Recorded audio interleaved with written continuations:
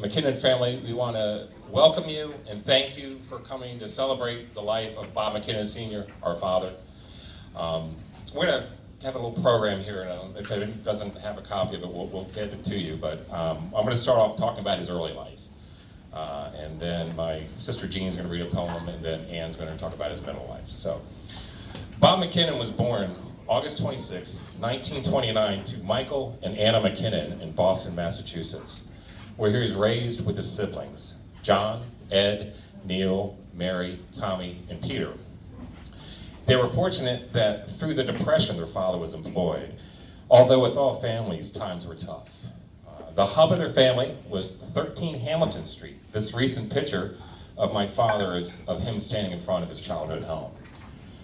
His influences were the Catholic Church, which was very important to him in his early life, politics, always a topic of conversation in his household, and the love of poetry and ancient history, which he credits his individual tutor from when he was sick with rheumatic fever. As you may know, he had some dementia, and which accelerated after he broke his hip. And it was difficult at times to know if he was answering in the present or answering in the past. One of the physical therapists asked Bob, said, "Bob, do you have any hobbies?" And he responded, "Yes, building model planes," which he used to do as a child. He enjoyed doing as a child. He was proud of his family, his Scottish ancestry, and Nova Scotia roots. He worked for his father at MacKinnon Realty while he attended Boston College. It was at one of the college dances where he met our mother, Terry McDonough. He said he was attracted to her smile. It was during the Korean conflict that he received his draft notice and decided to interrupt his schooling and enlist in the Army. He was trained to be a typist in the Army and worked in personnel. He was assigned for a short time to the South Carolina National Guard, where he learned that when someone said their name was Billy Joe, that meant that and not the proper saint names of William Joseph. He was stationed in Germany, where he and other soldiers stood guard at their base without ammunition in their rifles. He bragged about that a lot. He also boasted that while on guard duty, he perfected making good enough sheep sounds to confuse the herding dogs in the nearby fields. He made the most of his time off in Europe. He bought a bike so he could get around the countryside. After he completed his tour of duty, he returned to work at MacKinnon Realty, married Terry, and finished his schooling at night on the GI Bill.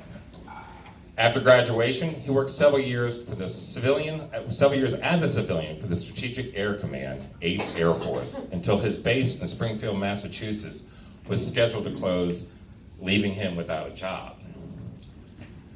He stayed with his sister Mary and her husband Vin in Silver Spring, Maryland, while he applied for various federal jobs. He soon was hired by the General Services Administration, so he and Terry packed the pink station wagon with 6 kids under the age of 8 and a dog and moved to Maryland. So that's the early life. I'm gonna hand this off to my sister Jean.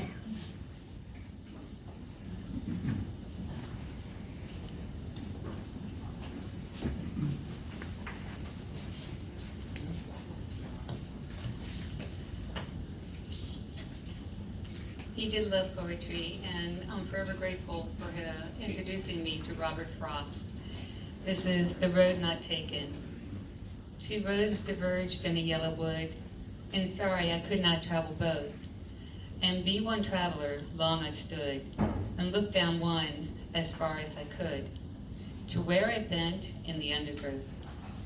Then took the other as just as fair, and having perhaps the better claim, because it was grassy and wanted wear, though as for that, the passing there had worn them really about the same. And both that morning equally lay in leaves no step had trodden black. Oh, I kept first for another day, yet knowing how way leads on to way, I doubted if I should ever come back. I shall be telling this with a sigh, somewhere ages and ages hence. 2 roads diverged in a wood, and I took the one less traveled by, and that has made all the difference.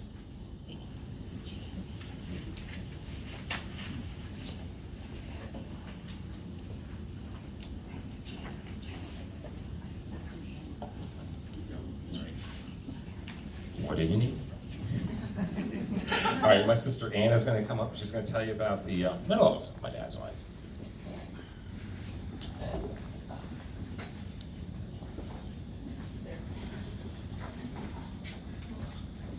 For a couple of years in Maryland, we were in a rental house in Lewisdale. It was a fun neighborhood filled with visiting university professors. Okay, Bobby. Then on to what would be Bob's home for the next 53 years, 7406 Long Branch Drive, New Carrollton. Our family moved into this newly built community where we all made lifelong friends.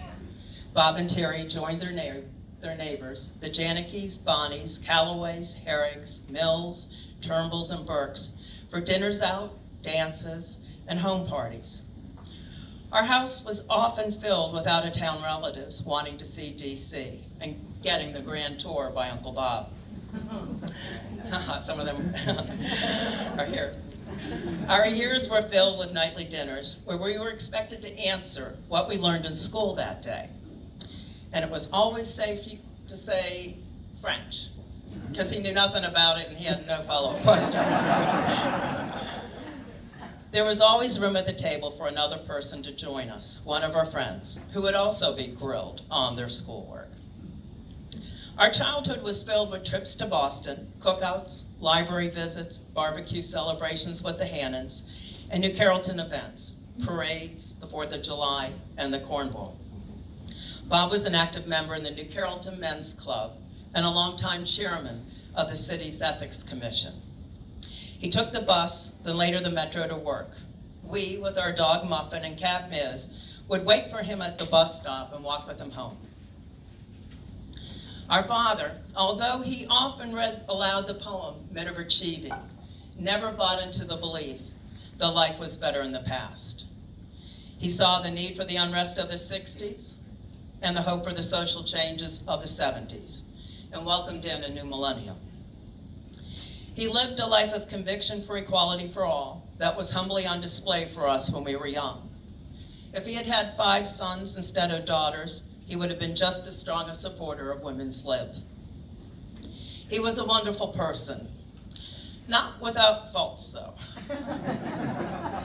He thought the color of the car wasn't important in negotiating for a new one.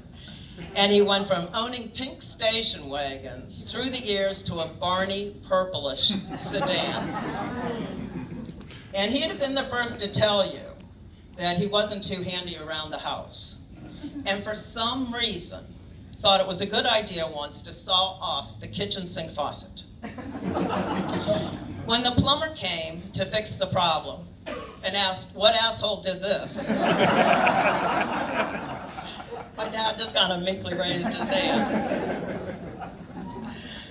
And sometimes he took such ridiculous, adamant positions, forcing us to match our own adamancy with his. And I clearly remember one such argument. He said that unlike Bing Crosby, the Beatles still wouldn't be popular when we were in our 40s. He liked to laugh, and he was funny. He trained Bobby at a very young kid to say that Mama was 42 and Daddy was 29. He'd love to say that he wasn't paying for weddings, that instead he was leaving the tall ladder alongside the house, and that he was going to paint our names above our windows. But more than anything, he loved to make our mother laugh. Upon learning of our father's death, a friend said she pictured him, as I and most of us do, in the living room, sitting in his chair reading, and putting aside a book to have a conversation with whoever came in. I often think back to a casual conversation I had with him in that living room. It, as much as anything I can say, best describes Bob as a person. He had mentioned his movie preference for Star Trek over Star Wars. He didn't like how, in Star Wars, society reverted back to feudalism. Instead, he said he much preferred Star Trek, where the human race continued to evolve.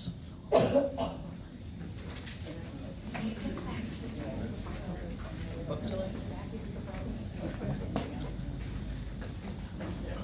got Carol's first. I'm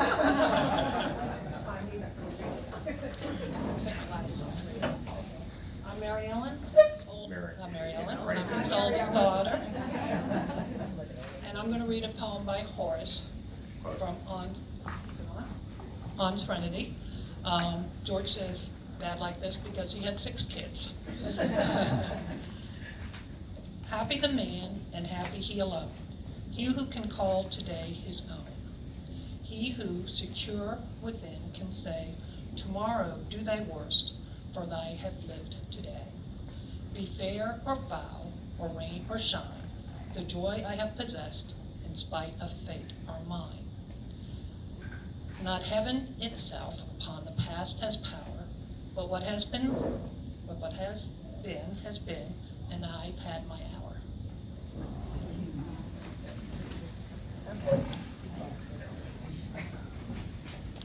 Okay, so as you may know, my father had multiple grandchildren, and we're going to ask a couple of them up here to say a few words. Teddy?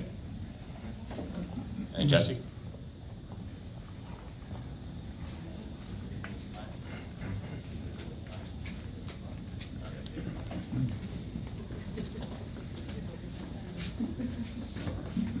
All right. For all of those, for all of you who don't know me, I'm Teddy. I'm his oldest grandchild, and I've been asked to step up here and say a few words about him as a grandfather. I can't think of any better word than perfect as a grandfather. I think most of my cousins would agree with that. He created a wonderful, comfortable atmosphere where he was welcoming, and as Ann said, you could often find him sitting in his chair reading a book, and you could walk in and talk to him about anything at any time you'd like. We all had a lot of good times in that house. We definitely enjoyed the ice cream sundaes, walks to the park, catching crayfish in the creek, making a mess, and as some of my younger cousins mentioned, Popeyes and pizza on Friday nights. Of course, was always a bonus. But the thing I think I'll take most from my memories from Papa is how he led by example. He was head of the ethics committee in town New Carrollton, and ethics is the most important thing that I think he taught me.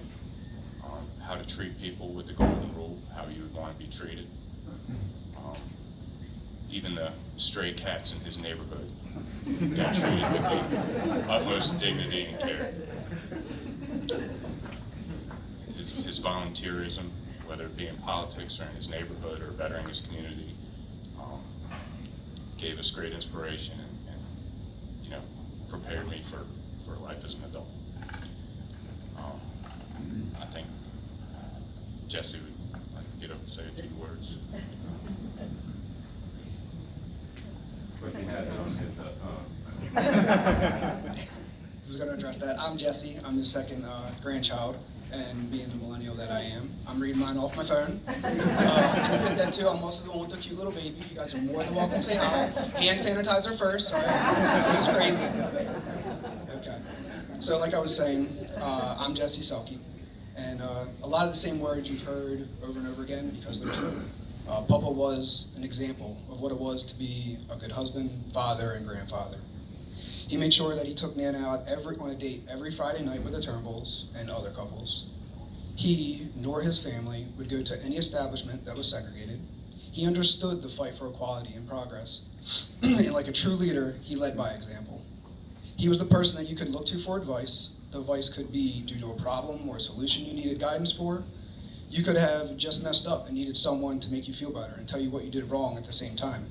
That was Papa. But don't get me wrong, he could be that stern disciplinarian when he needed to. The kids, grandkids, we talked about this the other day, we all remember that bellowing voice radiating up the halls. Don't make me come up those stairs! And you run. And knowing Papa that the way that I do and everybody else here, he would not want any of this attention. But he deserves it, and he made that impact, that type of impact. I know that I am not only the person in this room to say that you are the reason that I am the man that I am today. Love you, Papa, and thank you. You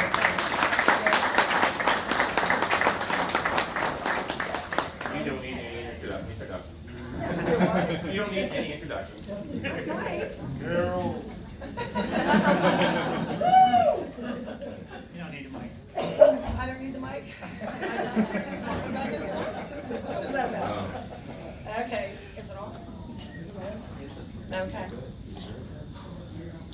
Bob retired after 30 years with the General Services Administration to write, and that he did. He published 2 books that captured his love of history and travel. He did months of research and reading.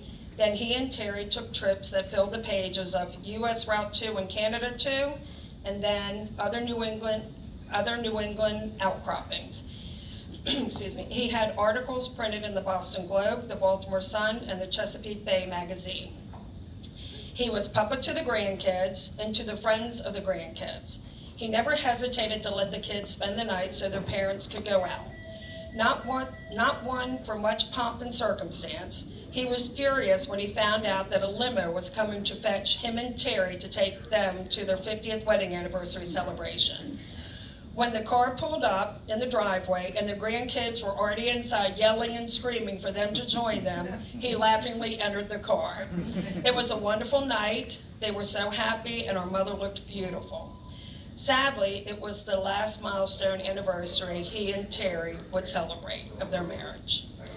He was a good neighbor and known to all. Maybe not by name, but certainly for those who he was. The man who walked twice a day, covering 6 miles through the streets of New Carrollton. A local politician and neighbor, Tom Hendershot, asked my dad if he would wear his council campaign shirt while he walked. Another friend, Glenn Ivey, the state's attorney, saw Bob on Good Luck Road with Hendershot t-shirt.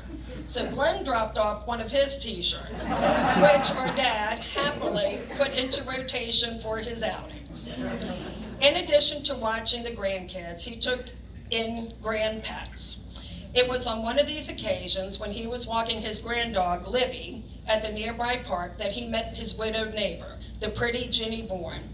They dated and had great times together and shared in each of their family celebrations. They traveled to California, New Hampshire, and North Carolina. Ginny's sister, Jeanette, moved in to help assist Ginny as she faced the challenges of Parkinson's. Jeanette became a dear friend to our father and family. One of the hardest days in our lives came when his failing eyesight became so impaired that we had to move our father to Arbor Terrace Assisted Living.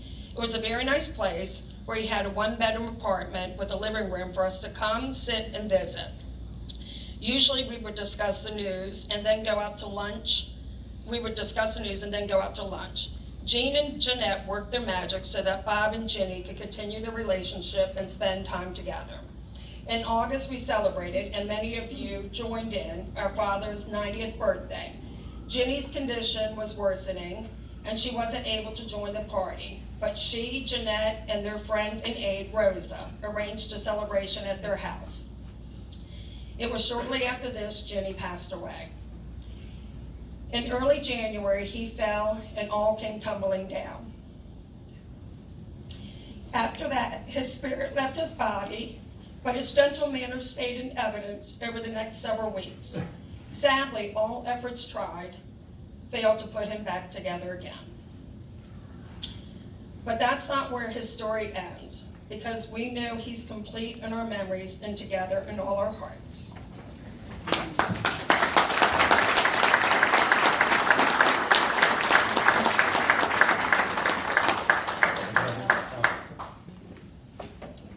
Where did my, oh, do you have it? Little misorganizer here. I need my cheat sheet.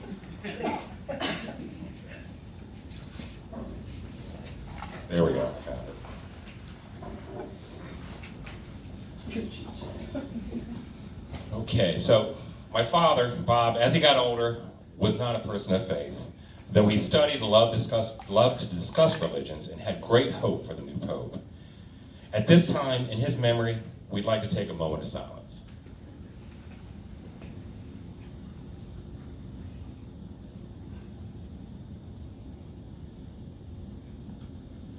Thank you. Our parents, for family get-togethers, would host what we call Sandwich Sundays. A lot of you know this tradition, and they do it a couple of times a month. So we ask that y'all stay and join us this Sunday for sandwiches. We have sandwiches here. As the grandkids mentioned, we also have an ice cream bar back there, because they used to do that. And of course, we have alcoholic beverages. Yeah, we're Scottish and Irish, what do you expect? And you'll see copies of his first book over there. Feel free to take one. They're out there for you. It's the U.S. Route 2 and Canada 2. His second book is available on Amazon. We can tell you how to find it. I want to say a special thank you to my sister Patty for putting these wonderful photo collages on the wall. Thank you so much, Patty. And for putting the music together, as you're going to hear in the background. So thank you everybody again for joining us and for helping us celebrate the life of Bob MacKinnon Sr. Thank you.